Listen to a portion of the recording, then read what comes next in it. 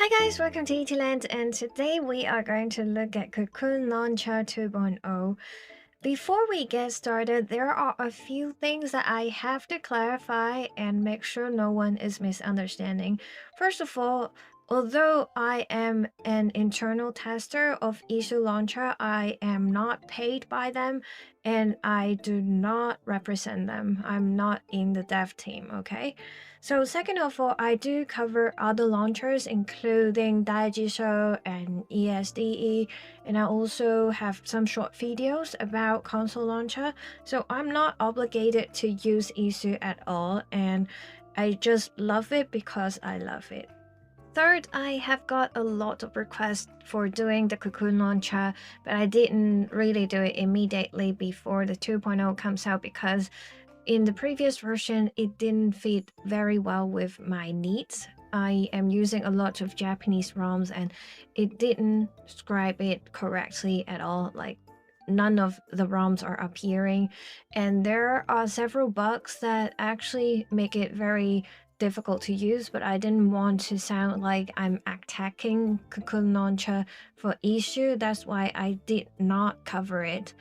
But after testing the 2.0, I do see a lot of things that are really good. Like, it is actually very simple in the sense that it doesn't have other tabs.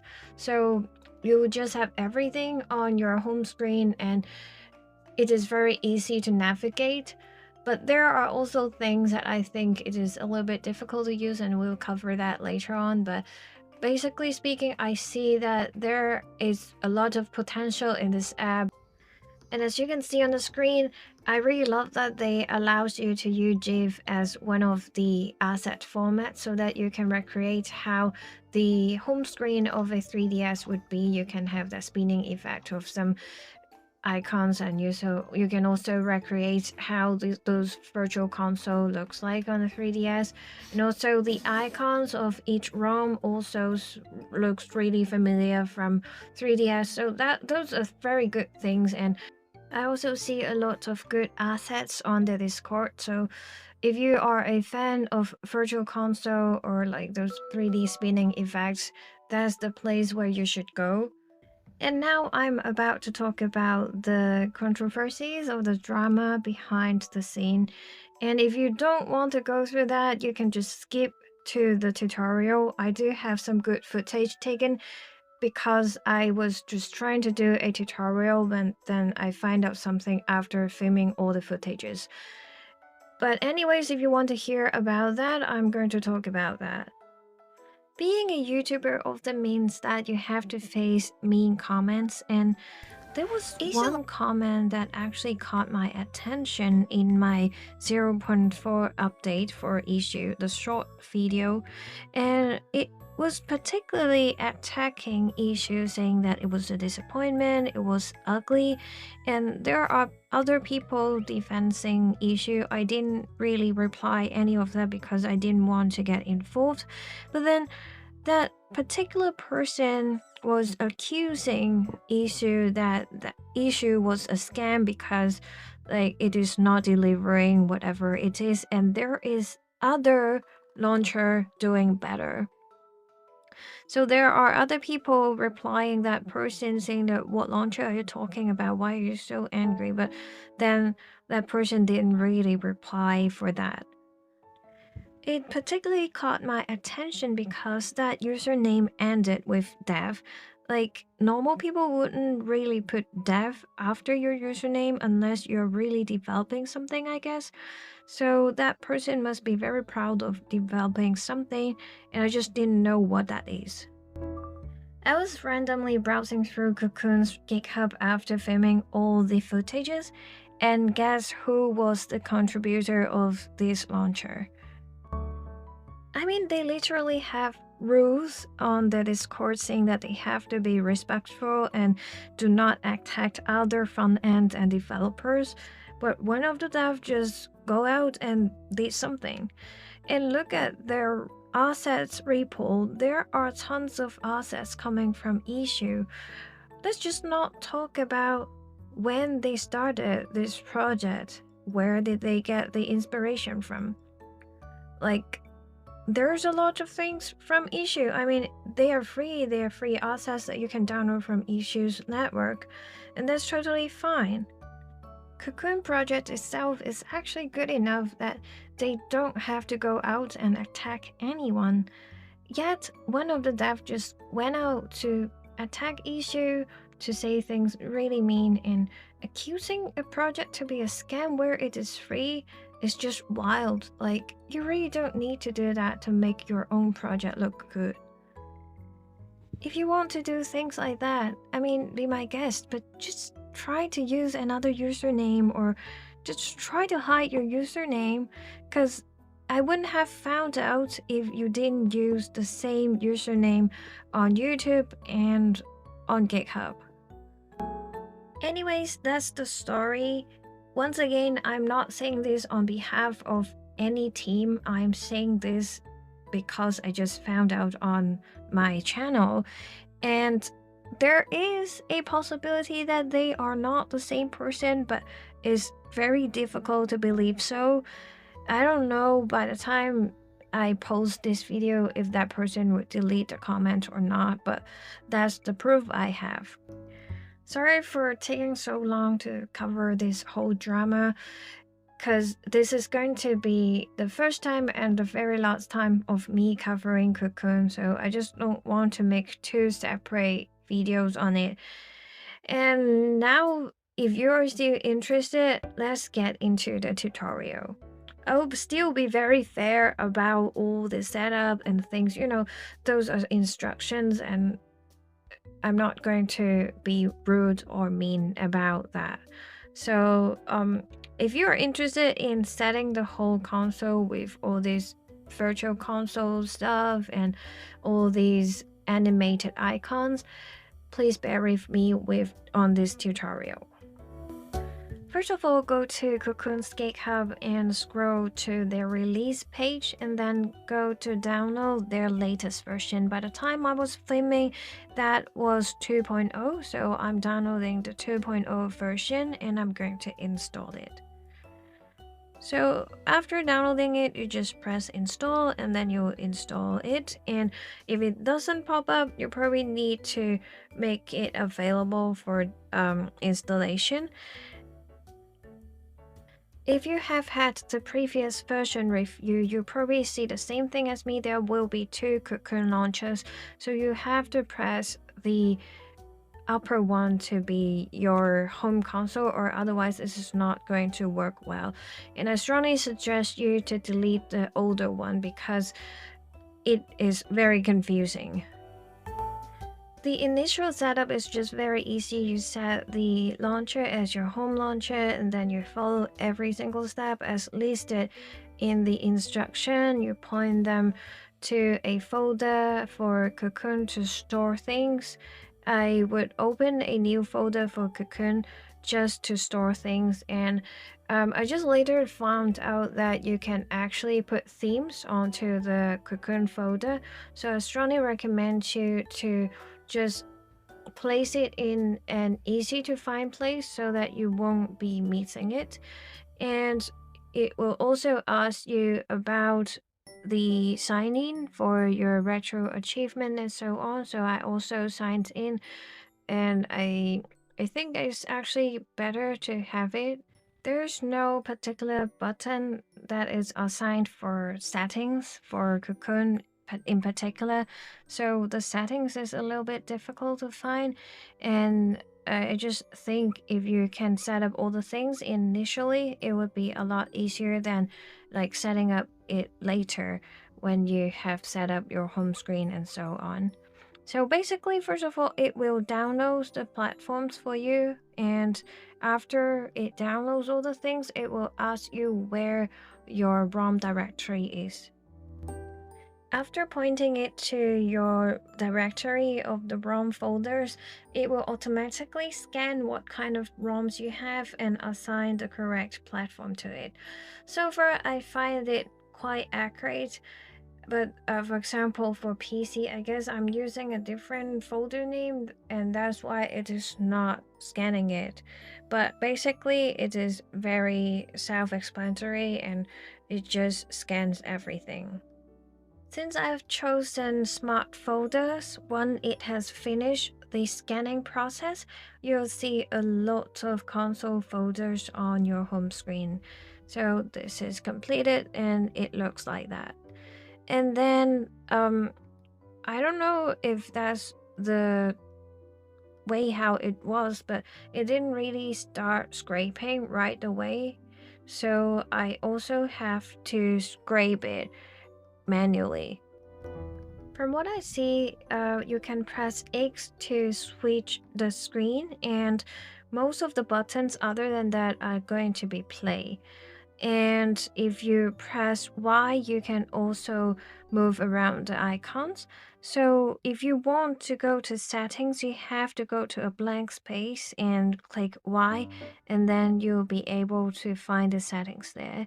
And I just started my scraping manually from the screen, and that's basically it. And I have to say, it takes a really long time for scraping. I went in to look at some of my apps while waiting for the scraping, and then I was just trying to put it on the home screen, and then I press it open. And then when I go back to the launcher, it took me through all the setups on the bottom screen again. So I was like, but I have scraping on the top screen, but then the bottom screen is asking me for all these instructions. I was like so panicky. And then I went through all the instructions again. So just don't press anything when it is scraping, because the top screen and the bottom screens are not coordinating perfectly. This is when I tried to delete the previous version of Cocoon and thought it would help with the situation of not like having to go through all the settings instruction again, but that didn't help. After a while, you will see a bunch of like heroes and boxes appearing, and they take time to appear. And I was actually quite surprised by how capable now it is comparing to the previous version. And even ESDE is not that accurate for Japanese ROMs. The only launcher that I've been using and find it very accurate for Japanese ROM scraping is iiSU, so I don't know if there's anything related to what iiSU uses, but basically this is how it does the scraping, but it really takes a very long time. And I also find the bottom screen being very unstable. I don't know why, it just showed me my issue, but I have already set it as a home launcher, so I have to press home to show it. And every time when I open up while scraping, it will also have the same kind of situation. So don't get panic if your AYN Thor went sleep and it appears to be buggy on the bottom screen. It just happened. Sometimes you just have to press the home button for a few times and just make it recovered. So that's the only solution to this issue for the time being. By the time I'm filming this, I started scraping at 9:40. It's only 30% done at 12:30, and at 3 p.m. it was about 87% done. So it really took a long time, and it always have that problem on the bottom screen. But of course, I do have a relatively large library. I have about 1,000 games, but that's still the longest time I've ever seen. And you probably want to keep it charged if it takes that long. Alright, so if you want to go to the settings, first of all you have to scroll to somewhere blank, and then click Y, then go to settings. Now you have the settings, you can change whatever you want, and if you want to do themes, you can also change your themes. You can also do it here, but let's talk about the essentials for the library. You can see the options of migrating from ESDE. I'm not going to do this in this video because I've already scraped all the things, and I think that's a better option for my case. If you want to change the default launcher, you can change it from here. These are the platforms that we have already added, and you can see all of them are going to be shown on your home screen. If you want to add further platform, you can click Y and then add whatever you want. Just bear in mind that, for example, if I'm just adding let's see, PC, make sure you press Y for save, or just press here. Now we have PC here, but it is not going to appear on your home screen immediately, and you have to do something in order to make it appear. So go back to your home screen, click Y again on the blank space, and then click new folder, and then name the folder. Let's say, ouch, PC, done, save. And based on what I've found is that if you change any kind of setting, it's just going to go out from here and not being saved, which is one of the bugs that I have found. I'm not sure if they have already fixed it or not, but at the time being, it is like that. And you have to press Y one time so that you make this folder. So what you have to do is go back to the settings, which you have to click another blank space, settings, library, and make sure it is here, and then you want to rescan all library. Alright, so now it's scanned.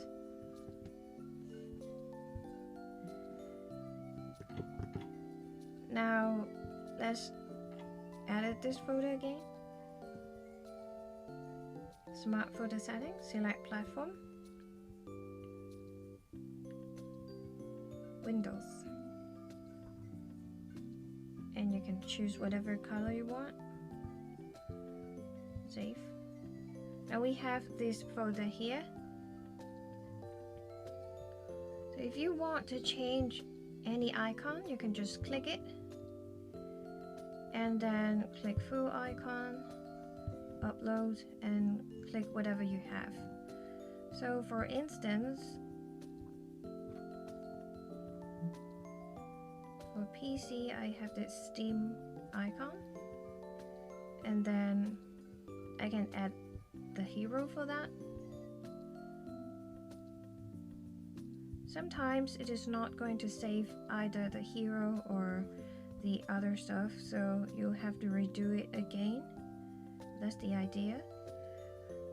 If you are using a virtual console kind of hero, you also need to add a blank PNG,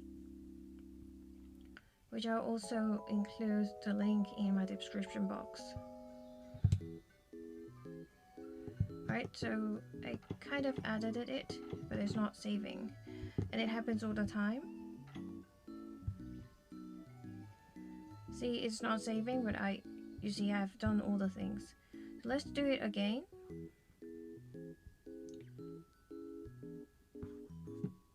For this time, I'm going to just save the icon first. Okay, now it's changed. Then I'll do the hero and the logo.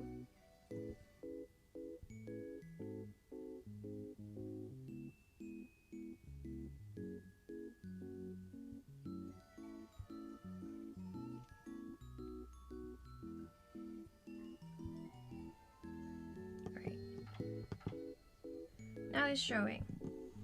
If you don't add the empty image on the logo, you're not going to get this clean view. It's going to show you the icon of the folder, so you better do so.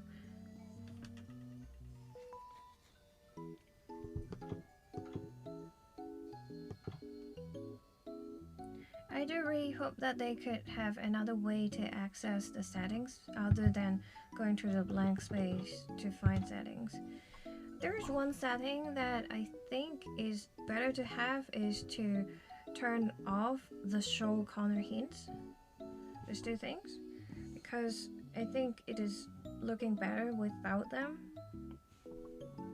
And for the folder as well, I also changed the setting. Currently I have the full screen folders, which I have to go back, which for instance is looking like this, which looks a lot more like a 3DS.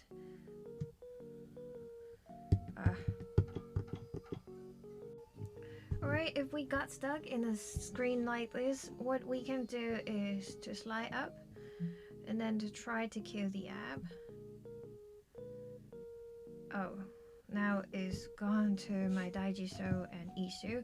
But anyways, if you press the home, it will fix it.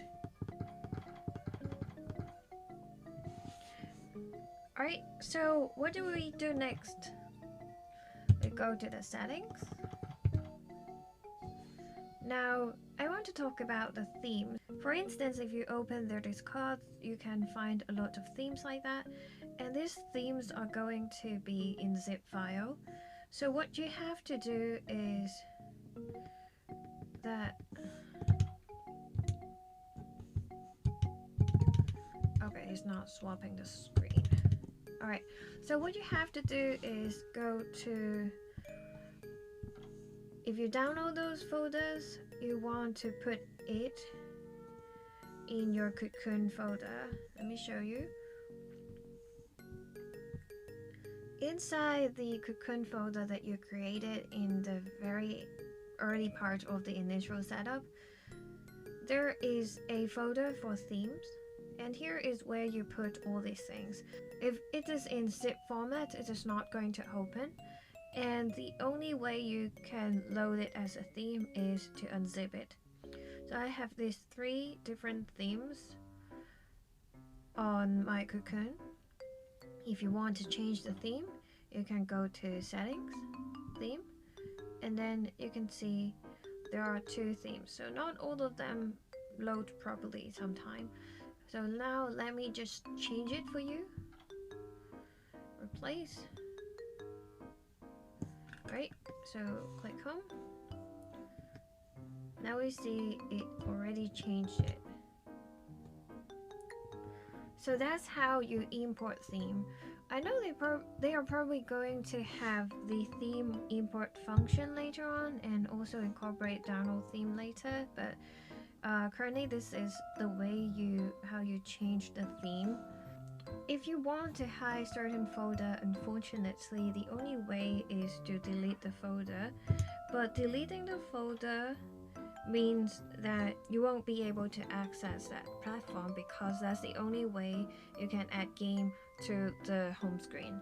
For example, apps, you can add your apps, but there is no other way to add ROM other than having it from the folder. So you need to make another folder and then edit and then go back to smart folder settings, select the platform and then change it back to -1. Now you have the ROMs that you have had, but there's no other way to do so. I do really like that you can actually change the apps at the bottom here. You can also choose whether you want to launch it at the top screen or bottom screen. And you can clear it and you can edit from here again. For instance, whatever. This one. I really like the drawer this way, it is very convenient. And I do hope that they can actually allow you to add more apps here rather than having the 2 like indicators over here. I guess most of the things we need to know about how to set it up in this way are already covered in this video, and unfortunately this is probably going to be the last time of me covering Cocoon Launcher. I hope you like this video, and even if you don't, just be respectful. I'm not trying to start a war or something. I just want to mention what happened on this channel regarding iiSU and Cocoon Launcher. So that's pretty much about today's video, and I'll see you in my next video. Bye!